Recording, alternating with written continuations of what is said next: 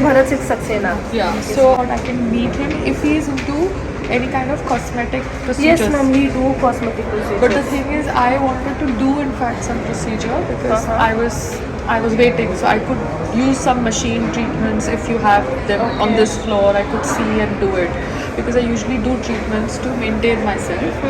So it all depends now if you have somebody to show me that, or because I don't know your admin here.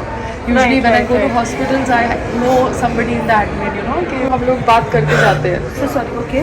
तो ये मेरा card है. अगर आपके doctor साहब का कोई असिस्टेंट है या कुछ है, मुझे पता नहीं ना उनका शेड्यूल क्या है, अपॉइंटमेंट्स का कितने लोग आ रहे हैं. Let me check with the Dr. Bharat ma'am.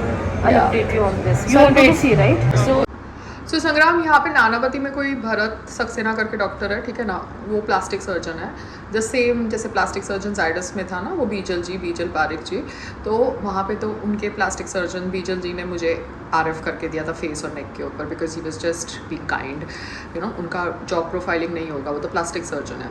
मगर यहाँ पे बॉम्बे के डॉक्टर्स के ईगो ज़्यादा होंगे. तो there will be a plastic surgeon even in Kokilaben and like there was a plastic surgeon in Nanavati.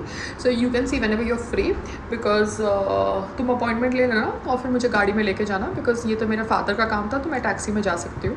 तुम्हारा काम या मेरा काम है तो तुमको ड्राइवर अरेंज करना पड़ेगा मेरे लिए, और खुद ड्राइव करना पड़ेगा या ड्राइवर अरेंज करना पड़ेगा, so that I can do my treatments. Because after all you married a actress, no. Technically on record मैंने 12 फिल्में करी है, तो as an actress I need to maintain myself, ठीक है.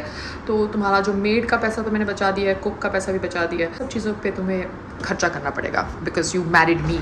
अदरवाइज गाँव की कोई भी लड़की से तुम शादी कर सकते थे, that would be easier for you and for your family.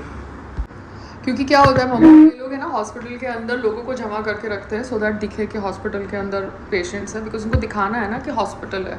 तो लोगों को जमा करने के लिए डॉक्टर को दिखाएंगे बिजी है. डॉक्टर दूसरे विंग में बैठ के खाना खा रहा होगा और बोलेंगे कि डॉक्टर बिजी है, डॉक्टर बिजी है. आप समझ रहे हो, डॉक्टर एक जेन्युइनली भी बिजी हो सकता है और डॉक्टर ऐसे ही टाइम पास कर सकता है दूसरे डॉक्टर्स के साथ कैबिन में बैठ के, ठीक है ना.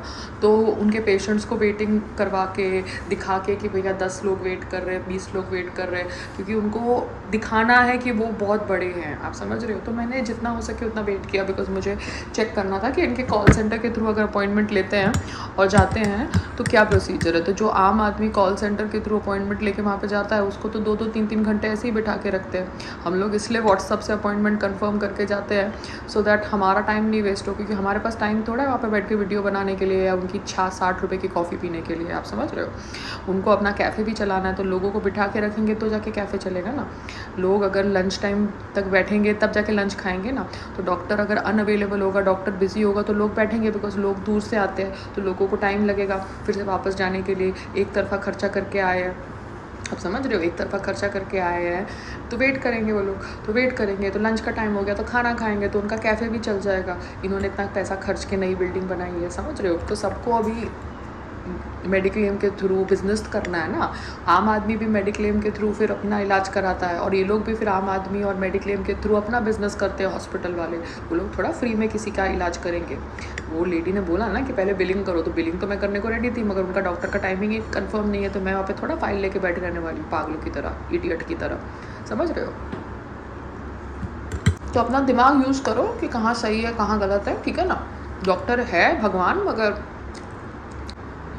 वो तब बनेगा जब वो भगवान की तरह सोचेगा, ठीक है. अगर वो बिजनेसमैन की तरह सोचेगा तो वो भगवान नहीं है, वो बिजनेसमैन है फिर, ठीक है ना. और हॉस्पिटल भी एक इंस्टीट्यूशन है जहाँ पे बिजनेस होता है. अदरवाइज वो लोग फ्री में काम करते हैं. वो फ्री में काम नहीं करते ना, वो लोग चैरिटेबल ऑर्गेनाइजेशन बोलते हैं मगर पैसा लेते हैं ना इलाज करने का. बात खत्म हो गई.